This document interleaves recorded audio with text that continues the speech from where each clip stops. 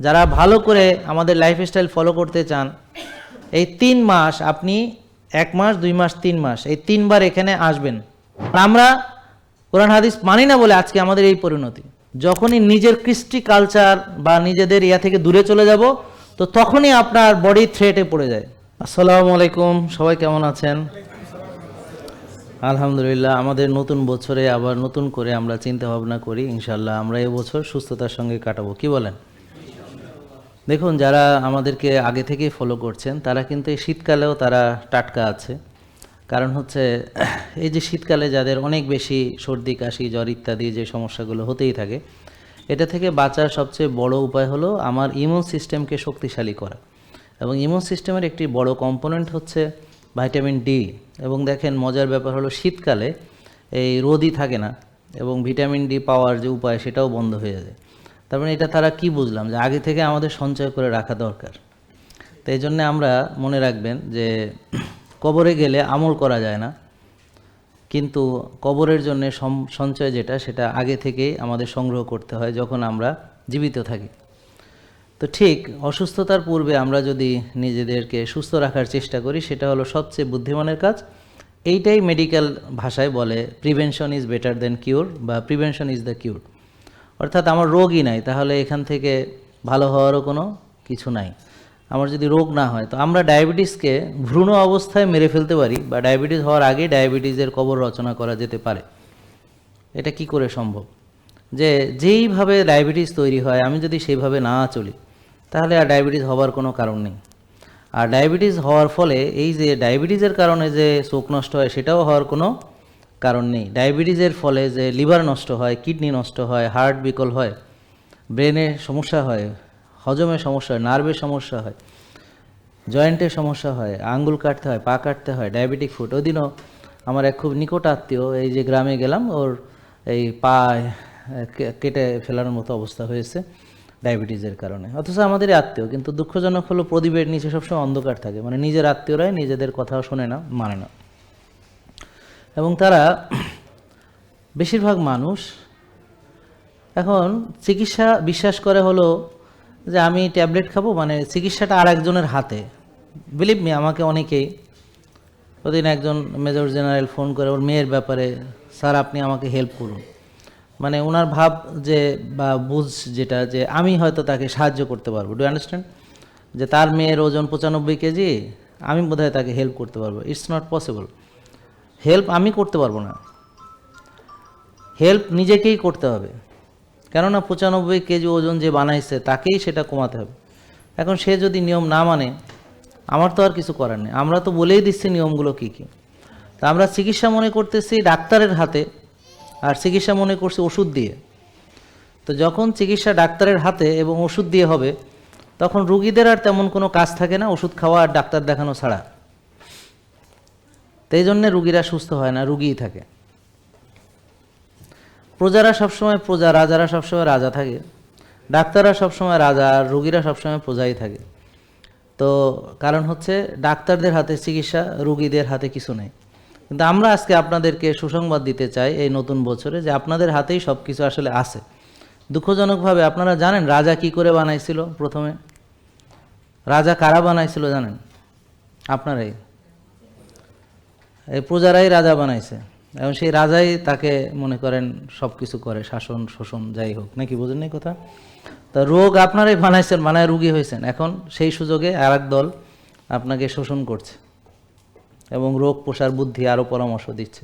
রোগ হওয়ার জন্যে এই 5টি মূলনীতি। তাহলে এক হচ্ছে, আমরা যদি নিজের যত্ন নেই, আমরা যদি টেনশন না করি, পরিকল্পনা করি, আমাদের যদি প্ল্যান থাকে।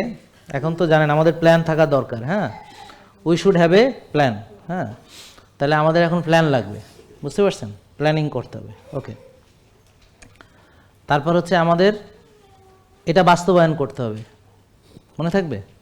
এখন প্ল্যান করার জন্য নলেজ লাগে না? তো প্রথমে আপনাদের যে নলেজ আছে সেটা দিয়ে শুরু করেন। কি কি নলেজ আছে? বেশি খাওয়া ভালো না, জাঙ্ক ফুড খাওয়া ভালো না, হালাল তৈব খাওয়া ভালো, ন্যাচারাল খাওয়া ভালো, প্রাকৃতিক খাওয়া ভালো, প্রসেসড খাওয়া ভালো না, কেমিক্যাল খাওয়া ভালো না। ঠিক, এটা তো আমাদের জানা আছে। আচ্ছা দেখি আপনাদের কেমন বুদ্ধি, বলেন তো। একটা ফার্মের মুরগি স্বাস্থ্যের জন্য ভালো, নাকি একটা দেশি রাতা মোরগ স্বাস্থ্যের জন্য ভালো? সবাই জানে, মাশাল্লাহ মাশাল্লাহ, তা তো আর শেখানো লাগতেছে না, মাশাল্লাহ। তাই তো, এই নলেজটা খালি বাস্তবে প্রয়োগ করতে হবে। এখন যার সামর্থ্য আছে আস্তা মুরগি পুরাটাই খাবে, আর যার সামর্থ্য নেই একটা ঠ্যাং হলেও খাবে, নাকি? ব্যাপারটা বুঝেন নাই? কথা হলো যে যার যেমন সামর্থ্য আছে, কিনা? তাই বেশি খেলে কি হবে? রুগী হবে। তাহলে হাদিসে আসছে 1 ভাগ খেতে হবে, 1 ভাগ পানি খেতে হবে, 1 ভাগ ফাঁকা রাখতে হবে, কি?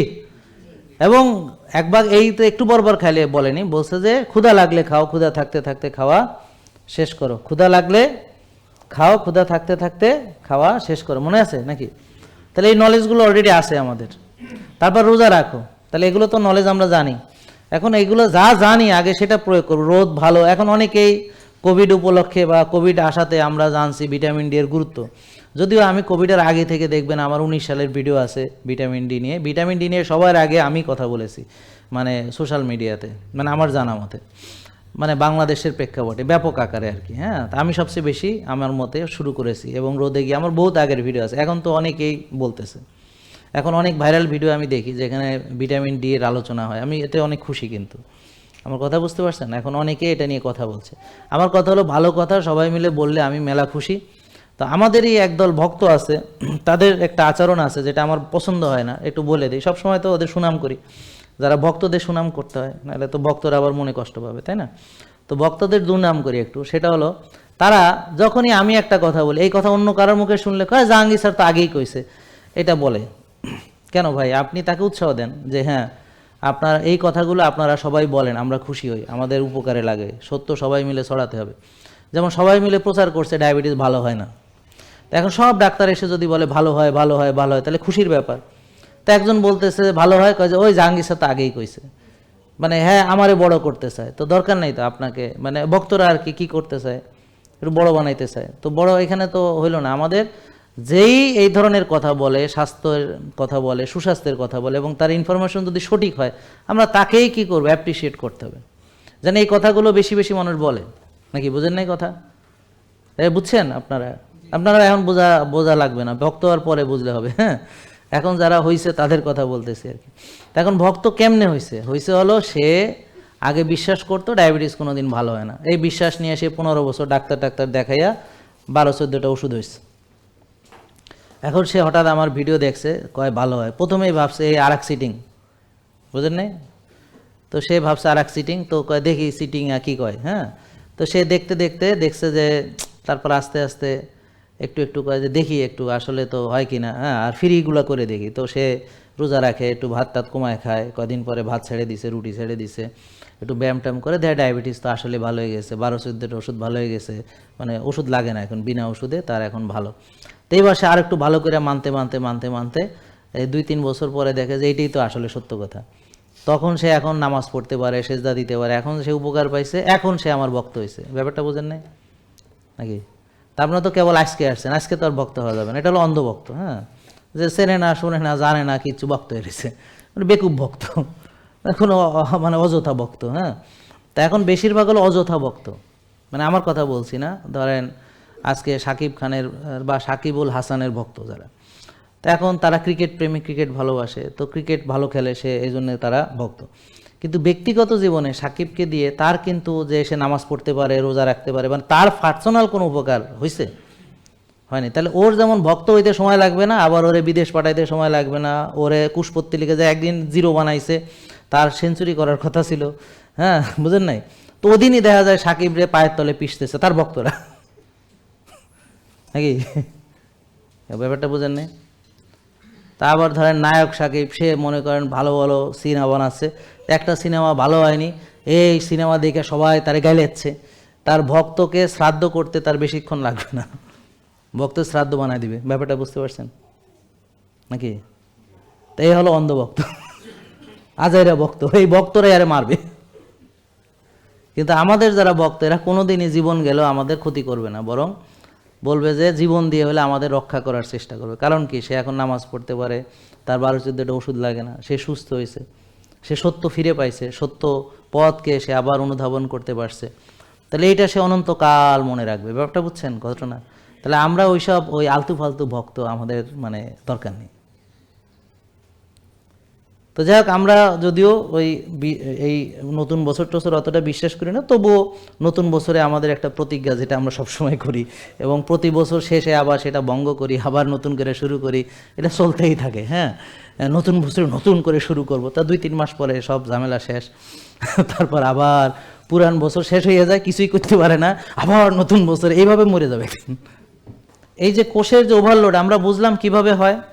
তাই কোষের ওভারলোড হয় কেন, তার ভিতরে প্রধান কারণ হলো যে আমরা যে খাবার খাই, খুব ভালো করে খেয়াল করেন, এটা খুবই গুরুত্বপূর্ণ। যে খাবার আমরা খাই সেই খাবারে যথেষ্ট পুষ্টি নাই বিধায়, সেই খাবারটা অর্গানিক না বিধায়, সেটা পূর্ণাঙ্গ না বিধায়, সেখানে ম্যানিপুলেশন করা হয়েছে বিধায়, খেয়াল করেন কথাগুলা, সে অল্প খেলে সে পুষ্টি পায় না সঠিকভাবে, অল্প খেলে তার পেট ভরে না, অল্প খেলে তার ক্ষুধা মেটে না।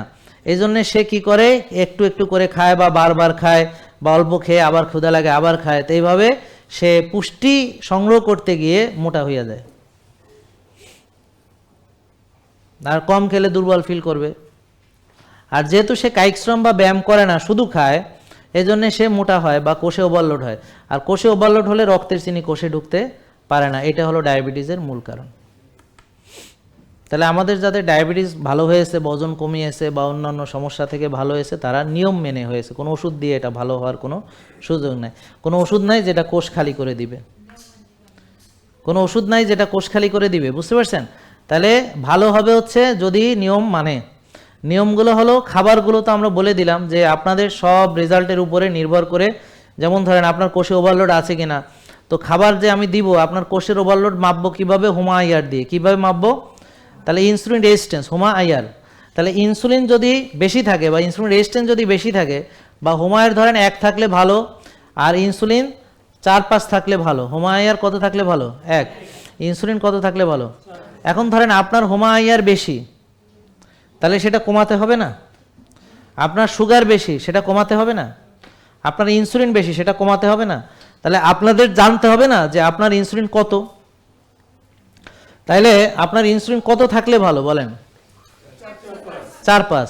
এখন আপনার কত বলেন? বলেন আমি জানি না। বলেন কত? জানি না। তো না জানলে আপনি আপনি যে রুগী সেটাই জানেন না, আপনার সমস্যাটা কি সেটা জানেন না, তাহলে ভালো কি করে হবেন? এই যে আপনি যে এত বছর ডাক্তার দেখাইছেন ডায়াবেটিসের, তারা আপনার হোমায় আর দেখাইছে কেন?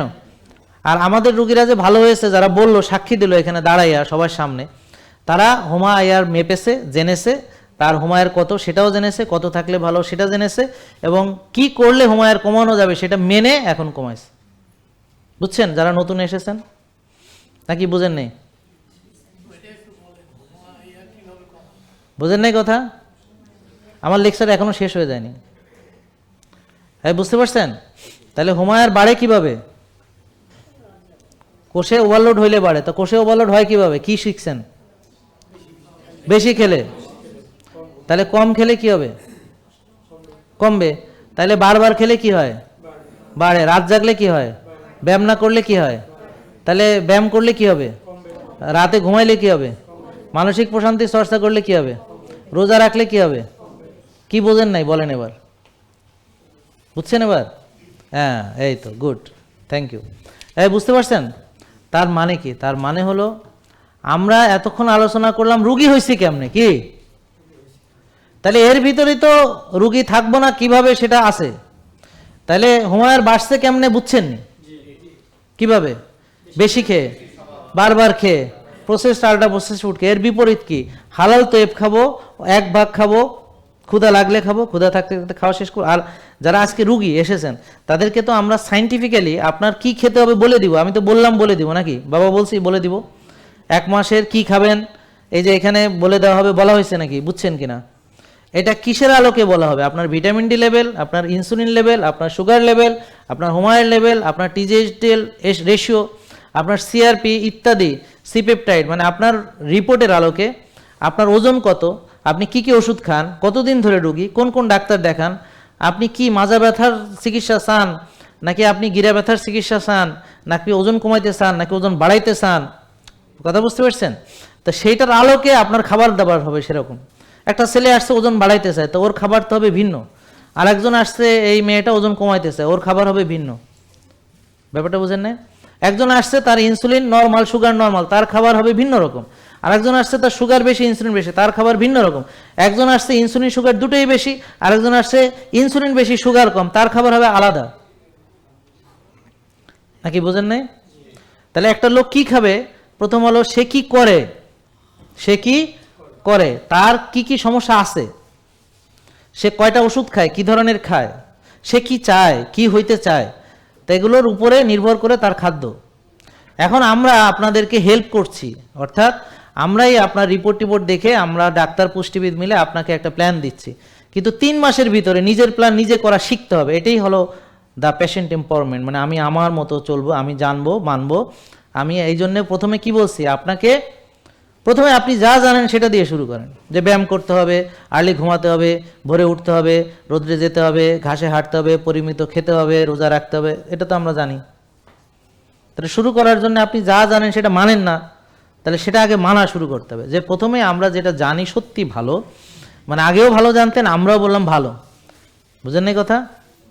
যেমন ব্যায়াম আপনি নিজেও জানতেন ভালো, আমরা বললাম ভালো, তাহলে যেটা আপনি আগেই ভালো জানতেন আমরাও ভালো বললাম, তাহলে এখন আপনি মানা শুরু করছেন কিনা প্রশ্ন হলো সেটা। তাহলে ভালো হবেন কিভাবে বলেন? ওষুধ খায় না মাইনা? তাহলে আপনি যতই জানেন না মানলে ভালো হবেন না। ক্লিয়ার? আমরা কোরআন হাদিস মানি না বলে আজকে আমাদের এই পরিণতি, আমরা ঐক্যবদ্ধ নই বলে আজকে আমাদের এই অবস্থা হয়েছে, আমরা সীসাডালা প্রাচীরের মতো না বলে আমাদের আজকে এই পরিণতি হয়েছে। কথা বুঝতে পারছেন? তো এটা আমাদের বুঝতে হবে। সেটা ধর্মীয়ভাবে হয়েছে, সেটা লাইফস্টাইলের কারণে হয়েছে, সেটা আমরা নানানভাবে আমাদের আইন, আমাদের কানুন, আমাদের নীতি, আমাদের সব কিছু আমাদের শেষ হয়ে গেছে। কেননা কারণ আমাদের মূল নাই, আমাদের শেকড় থেকে আমরা সরে গেছি, আমাদের মূল থেকে আমরা বিচ্যুত হয়েছি। এই জন্যে আজকে আমাদের নানান দিকে সমস্যা হচ্ছে, নির্যাতিত হচ্ছি, নিপীড়িত হচ্ছি, নিষ্পেষিত হচ্ছি। হ্যাঁ, আমার কথা বুঝতে পারছেন? আমি একা বলি মা, হ্যাঁ বুঝেন নাই কথা? হ্যাঁ, কারণ কি আজকে আমার আঙ্গুল কাটতে হচ্ছে, এর জন্য আমি দায়ী। শুধুমাত্র আমি যে আমার আল্লাহর নিয়মকে না মানার ফলে আমার এই পরিণতি হচ্ছে, এটা আপনাকে বিশ্বাস করতে হবে। আপনি ইনসুলিন মারতেছেন, এর জন্য আপনি দায়ী। এবং আপনি এই যে আল্লাহর আইনকে লঙ্ঘন করেছেন, কি কি লঙ্ঘন করেছেন, যতটুকু আল্লাহ খেতে বলেছে আপনি তার চেয়ে বেশি খেয়েছেন। যখন খেতে বলেছে তখন খাননি, যখন ঘুমাতে বলেছে তখন খেয়েছেন। যেই খাবার আল্লাহ খেতে বলেছে হালাল তৈব সেটা খাননি, আপনি খেয়েছেন বিকৃত খাবার, জেনে বা না জেনে, হটেভার সেটা বিষয়। মূল রেজাল্ট পাবে কি করছে সেটার উপরে, জেনে করছে না জেনে করছে সেটা পরে, আগে কি করছে সেটার উপরে রেজাল্ট। যে আমি ব্যায়াম করলে রেজাল্ট একরকম, না করলে আর একরকম, কায়িক শ্রম করলে একরকম, না করলে আর একরকম। সো আমি কি করি সেটার উপরে আমল, সেই আমলের উপরে হচ্ছে আপনার আমল নামা, সেটার উপরে আপনার হচ্ছে কনসিকুয়েন্স বা পরিণতি আপনাকে ভোগ করতে হবে। Do understand? তো এখন আপনি processed food, ultra processed food কি বোঝেননি, বাট খাইছেন তো, হ্যাঁ সেই খাওয়ার উপরে রেজাল্ট আসবে। আমরা যখনই নিজের কৃষ্টি কালচার বা নিজেদের ইয়া থেকে দূরে চলে যাব, তো তখনই আপনার বডি থ্রেটে পড়ে যায়। এটার উদাহরণ হলো, ধরেন আমরা যেভাবে সরিষার তেল খেতাম, আমরা কায়িক শ্রম করতাম, আমরা দুবেলা খেতাম, হ্যাঁ সারাদিন কষ্ট করতাম, আমরা আর্লি ঘুমায় যাইতাম, আমরা ভোরে উঠতাম, এটা হলো আমাদের কালচার, এটা হলো আমাদের শিরার ভিতরে আছে, এটা হলো আমাদের রক্তে মিশে আছে। কিন্তু এখন আমরা আমাদের কালচার থেকে সরে গিয়ে আমরা এখন তেল খাই বিদেশি, রাত জাগে এটা বিদেশি কালচার, কায়িক শ্রম করি না এটা বিদেশি কালচার। সাহেব তো আমরা তো সাহেব না, আমরা এখন সাহেব হয়ে গেছি, মেম সাহেব হয়ে গেছি, কিচ্ছু করি না। তো এখন আমরা মেম সাহেব সাহেব হয়েছি, আমরা তো এরকম ছিলাম না, আমরা তো একটা কৃষক জাতি ছিলাম।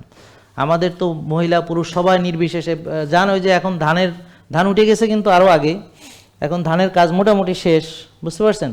তো ধানের সিজনগুলোতে গ্রামে যে দেখেন নারী পুরুষ ছোট বাচ্চা কাচ্চা নির্বিশেষে দে আর ওয়ার্কিং। আমরা 1 বা 2 পুরুষ আগে আমরা গ্রামে ছিলাম বেশিরভাগ, নাকি জমিদার ছিলেন আপনারা? 2-1 জন জমিদার থাকতে পারেন, বাট মোস্ট অফ দা আপনারা গ্রামে ছিলেন 1 পুরুষ 2 পুরুষ আগে। তা এখন এই গ্রামের পরিবেশ সেটা আমাদের জন্য স্বাস্থ্যের জন্য ভালো ছিল। তা আমরা সেখান থেকে এসে এখন এমন একটা জায়গায় আসছি যেখানে আমরা মানে কবুতরের খোপের মতো অ্যাপার্টমেন্ট বিল্ডিংয়ে থাকি, আর খাই হচ্ছে বিদেশি খাবার, দেশি না। সয়াবিন তেল বিদেশি খাবার, আমরা খাইতাম রাতা মোরগ, এখন খাই ফার্মের মুরগি, এটা আমাদের দেশের না, এটা আমদানি হয়েছে। তারপরে ফার্মের ডিম খায়, শ্বাসের মাছ খায়, এগুলো আমাদের দেশে আমরা খাইতাম নদীর মাছ, পুকুরের মাছ। আমার বাড়ির পাশে একটা খাল এখনও আছে, তবে সেটা তো বোঝেনি, খালের অবস্থা হয়েছে নালার মতো। আর যে মেইন নদী সেটা খালের চেয়েও খারাপ অবস্থা, সেখানে এখন ধান চাষ করা যায় নদীর ভিতরে। শীতকাল কিছুদিন পর আরও পানি শুকিয়ে যাবে। তো এখন আব্বা গল্প দিচ্ছে, কয় যে তোমার চাচা চাচা ওই যে সে ইসের ব্যবসা করতো, ওই নৌকাটা আড়াআড়িভাবে নৌকার মধ্যে অনেক মাল জিনিস ছিল আর কি। তা এখন নৌকাটা কি করতো, ওই যে আড়াআড়িভাবে রেখে দিলে খালের মধ্যে মাছ লাফ দিয়ে দিয়ে উঠে ওই নৌকার মধ্যে পড়তো। মাছ এত ছিল, তাও ফারাক্কাবাদ তখনও হয়নি। হ্যাঁ, লাফ দিয়ে দিয়ে ওই যে ওখানে সামনে ইয়া ছিল, ব্যাট দেওয়া ছিল, ওখান থেকে লাফায় লাফাইয়া। মাছের একটা ধর্ম আছে, ওনারা টেকনিক জানে কোথায় মাছ লাফ দেয়।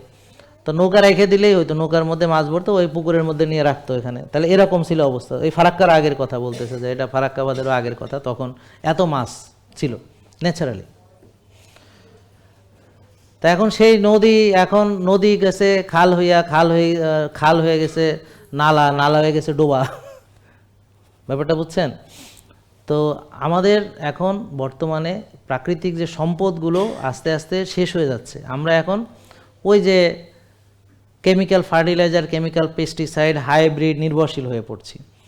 তাহলে চাষের মাছ এখন খাই, যেটা আমাদের বাপদাদা খায়নি। সত্যি কথা হলো এটা।